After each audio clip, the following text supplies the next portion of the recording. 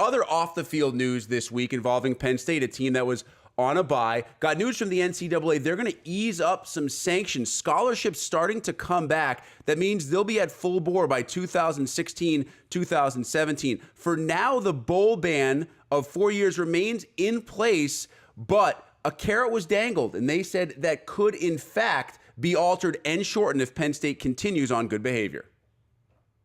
For more on what this news means for Penn State, we welcome in David Jones of the Harrisburg Patriot-News. All right, David, tell me a little bit about the reaction from the Penn State program. I was there when the sanctions were handed down, and I got to see the reaction on campus. How is this being received by the coaching staff and the program as a whole? Well, Bill O'Brien, for one, I thought his response was suitably muted.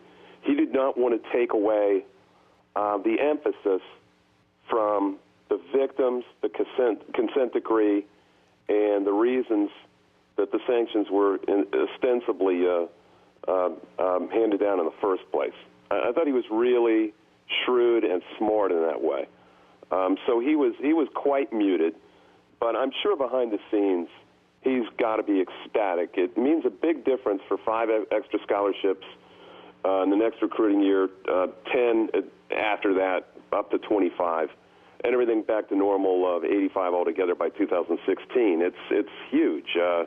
And people who say, well, this guy's got experience in the NFL with 53 plus the practice squad, it really is not germane. Everyone's on the same level playing field there. This was not the case with 85 versus 65 here. They couldn't have live tackling drills nearly as much. They always had to worry about injury. They've got a severe depth issue at linebacker. They could have depth issues by the end of the season cropping up in any number of places with 65 scholarships and they're down to 64. So it's a big, big deal, especially in recruiting going forward.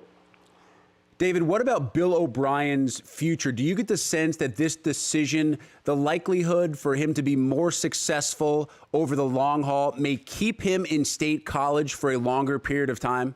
I don't know. And I think it's wrong to extrapolate that necessarily.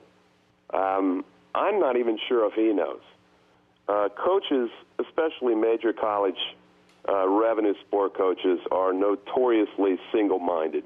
And I think it's the last thing he's thinking about right now. He can have his agent worry about that. What he needs to worry about is day-to-day events.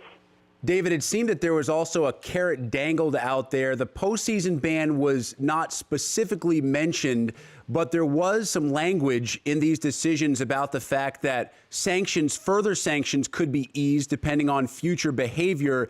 Is there, in your estimation, any hope being held out by the Penn State program that postseason ban could be shortened? The bowl and the postseason ban was the one other thing that I think Penn State could possibly get back. But I don't know if that's in the offing or not. It's the funny thing about that is I know Bill O'Brien was hopeful that somehow the Big Ten could allow them to play in the championship game, irrespective of the NCAA's postseason ban. But I asked Jim Delaney that in person back in August, and there's no way that's going to happen. So I think the NCAA has to revoke any postseason ban first. All right, Dave. Well, I can't let you go before we actually turn to some play on the field. We touched on recruiting, and it was a huge to get Christian Hackenberg, one of the top quarterbacks in the nation coming out of high school, even though he was a kid that basically signed on thinking he would never play in a bowl game, would have to deal with that same amount of limited scholarships the rest of his teammates would. He's been great at times. He's looked like a freshman at times. Does Bill O'Brien believe he can be an elite college quarterback sooner rather than later? Yeah, well, what I like about what O'Brien does is he runs a pro-style offense. I am not a believer in dual-threat quarterbacks because they get hurt. Hackenberg is a pro-style pocket passer, and you will see him get better and better and better, I think, every week, as long as he doesn't get hurt by a sack or some sort of emergency scramble, because he's going to be kept as safe as possible. And he has a mind for it. He has a mind for that type of quarterbacking. Yeah, I mean, I'm a big fan of what this offense does. It uses tight ends really well. It uses as many receivers as possible, and it's sophisticated.